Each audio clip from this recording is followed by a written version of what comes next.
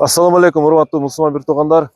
Баарыңыздарды бүгүнкү Курбан айт майрамы менен чын жүрөктөн куттайбыз. Биздин Аксыдагы Кызылжар жергебизде бүгүн өзгөчө майрам. Айылыбыздын эли, айылыбыздын жаштары, айылыбыздын имамы, жеке ишкерлер баардыгы биригип, ортодон мына ушундай майрамдык иш-чараны уюштуруп атат.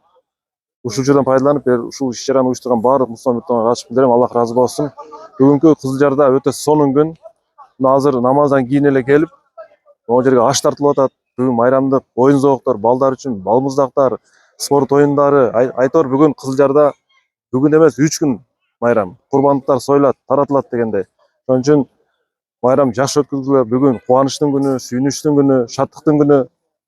Жеке өзүм атыман жана баардык ушул Кызылжар элинин атынан дүйнө жүзүндө мусулмандарга дагы куттук айтабыз. Курбан айтыңыздар маарик болсун. Assalamu alaikum, урматтуу Кызылжар айылынын тургундары. Мына бүгүн биздин элибизде майрамдык мана жакшы. Дайыма ошо майрамдык мана жакшы өтсүн. Элибизге тынччылык болсун, токчулук болсун. Дайыма ошо баардыгыбыз ынтымакта ушинтип жакшы майрамда тошкан Кудай таала насип кылсын. Бүгүнкү элдин, бүт элдин Курбан айт майрамы менен куттуктайм. Assalamu alaikum, урматтуу Учурган айылынын тургундары. Сиздерди бүгүнкү Курбан айт майрамыңыздар менен чын жүрөктөн куттуктайм. Ошо Кудайым айт намазыңыздарды кабыл кылсын, кылган курбандыктарыңызды кабыл кылсын, ойлоруңарды, тилегиңерди, максатыңарды Кудайым кабыл кылсын.